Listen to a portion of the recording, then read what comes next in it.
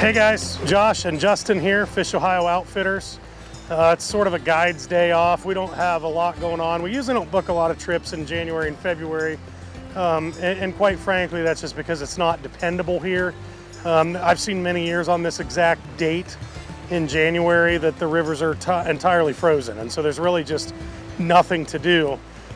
Today, there's not a thing that's frozen, quite the opposite. There's plenty of water, it's just too much. And so we're out more so just kind of driving around. Don't really have anything else to do. We're not really expecting any fish on the camera today, nor are we even doing that much fishing. We're just kind of sort of going from spot to spot and looking at these tribs as they're blown out. We thought we'd at least get the cameras out and show some of you that aren't maybe as familiar with Steelhead Alley here in Ohio, what it looks like after a big water event.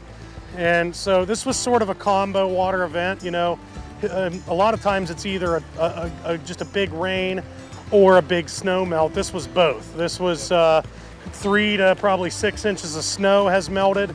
There's still a lot in certain places. We were driving up north this morning through the Cuyahoga Valley in the national park. There was a lot of snow there. Now we're up on an undisclosed Grand River tributary, and it's there's not as much snow. There's a little bit. I think around. we're on a tributary of a tributary. We are on a tributary of a tributary, and in fact, this thing that's moving pretty good is actually generally a trickle. I mean, but there are fish in the river, or in the creek, I should say.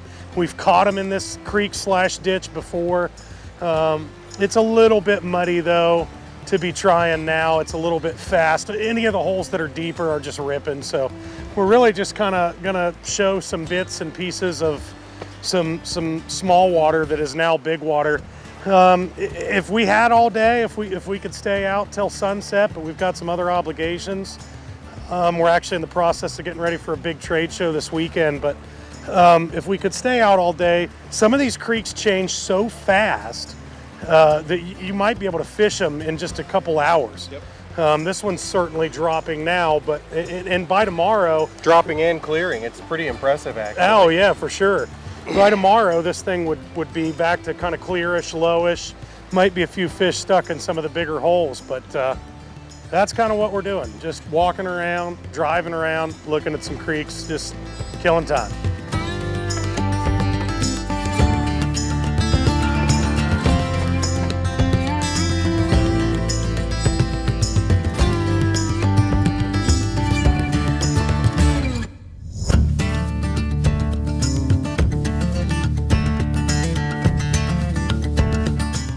So this is kind of the last stop of the day for us. We didn't expect a lot, more so just to kind of continue to show what it looks like the day after a big water event. I think probably one of the most surprising things, I don't know if I'd say surprising, but I think an interesting thing is it is showing you how popular the fishery is. Yeah. We weren't the only crazies out here driving around. There was several people that tried to fish a creek that was much bigger and muddier than this little thing. This creek normally is about a quarter of this size. This is totally way blown out for what it's supposed to be. I think that the biggest thing that I noticed was if we gotten the amount of rain we had, this would have been totally fine. It's the combination of the rain and the snow melt. There was 3 to 6 inches of snow covering most of this area. It just depended on where you were, where the bands fell. You can see in this video there's a lot more snow left, and it's been above freezing now for about 48 hours at least. So it's there. I mean, there's been a ton of snow melting. The main rivers are still rising. That would have been my number one indicator.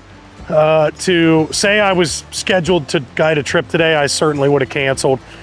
This was not a day that really had a lot of promise.